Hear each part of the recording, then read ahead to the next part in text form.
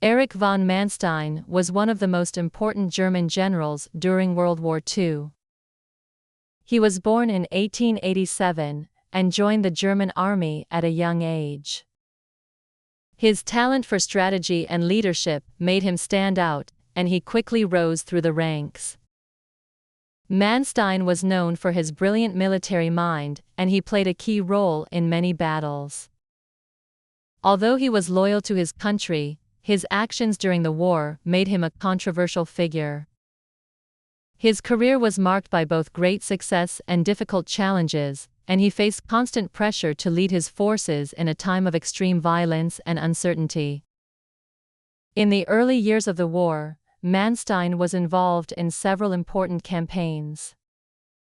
He first became famous for his role in the invasion of France in 1940. Manstein's plan for the attack on France was different from the usual approach. Instead of attacking directly through the heavily defended border, he suggested going around it through Belgium. This bold strategy caught the French by surprise and led to a quick victory for the German army. His tactics in France helped Germany achieve one of the most rapid military victories in history. This success earned him the respect of his superiors, and he was quickly promoted to higher positions within the military. After the success in France, Manstein's reputation as a military leader grew. He was then transferred to the Eastern Front, where the Germans were fighting the Soviet Union.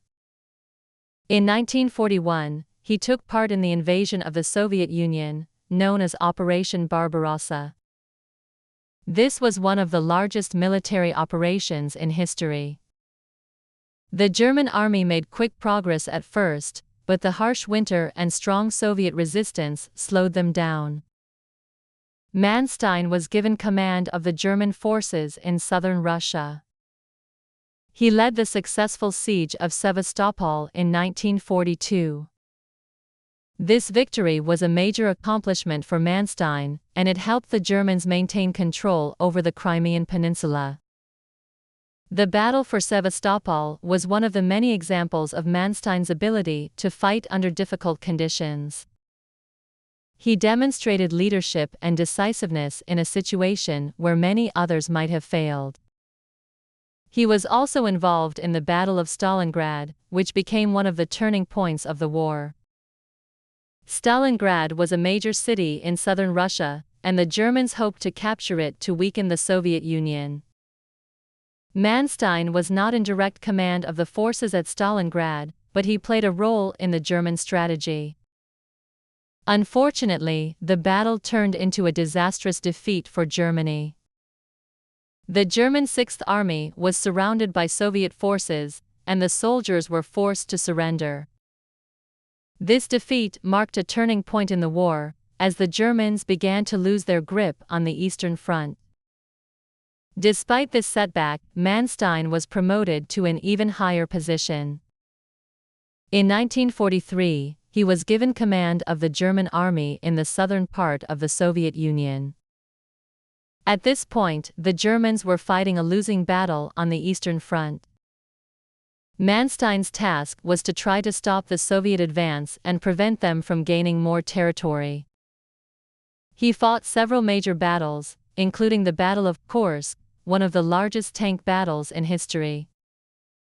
At Kursk, Manstein faced the Soviet army in a massive engagement involving thousands of tanks, soldiers, and aircraft. Although the German army had superior equipment and experience, the Soviet forces held strong and eventually won the battle. This was another major defeat for Germany, and it marked the beginning of the Soviet Union's counteroffensive.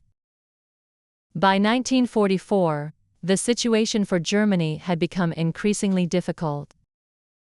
The Allies had landed in Normandy, and the Germans were fighting on multiple fronts. Manstein was given the task of defending the Eastern Front against the Soviet advance. He led the defense of several important cities, including Lviv and Budapest. He also commanded the defense of the Ukrainian city of Dnipropetrovsk, where he tried to slow down the Soviet army's advance. Despite his skillful tactics, the Germans were unable to stop the Soviet forces from pushing westward. Manstein fought valiantly, but it was clear that the war was turning against Germany. In the final year of the war, in 1945, Manstein was still trying to defend Germany. At this time, Germany was surrounded on all sides by enemy forces. The Soviet Union was advancing from the east, and the Western Allies were closing in from the west.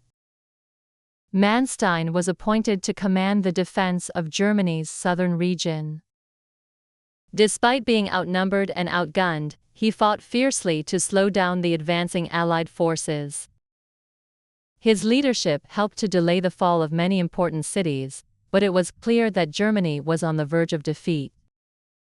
Manstein made a number of difficult decisions during this time, knowing that his forces were no longer capable of winning the war. In May 1945, as the German military collapsed, Manstein was captured by the Allies. After the war, Manstein was put on trial by the Allies. He was accused of war crimes, but many of the charges were based on his military leadership rather than personal actions. The Allies accused him of contributing to the war effort and being part of the Nazi military machine, but there was little evidence to suggest that he personally committed any atrocities. He was sentenced to 18 years in prison, but was released in 1953, after serving just part of his sentence. Manstein spent the rest of his life writing his memoirs and reflecting on his time as a military leader. His memoirs, Lost Victories, were published in 1955, and they provided insight into his thoughts and experiences during the war. These writings were controversial, as some readers felt that he was trying to justify his actions, while others believed that they provided a valuable look into the military history of the war. Manstein's legacy is still debated today. Some see him as a brilliant strategist who fought for his country with dedication. They argue that he was a highly skilled leader who made the best decisions given the circumstances. Others view him as a controversial figure who supported a regime responsible for terrible crimes. They believe that Manstein was part of the Nazi military machine, and that his role in the war was unforgivable.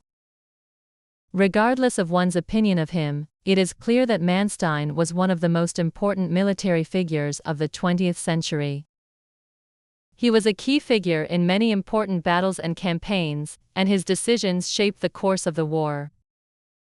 In conclusion, Erich von Manstein was a general whose actions during World War II had a lasting impact on history. He was known for his military skills and innovative strategies. Although his career was marked by both successes and failures, he is remembered as one of the most capable German generals of the war. Manstein's story is a reminder of the complexity of war and the difficult choices that military leaders must make.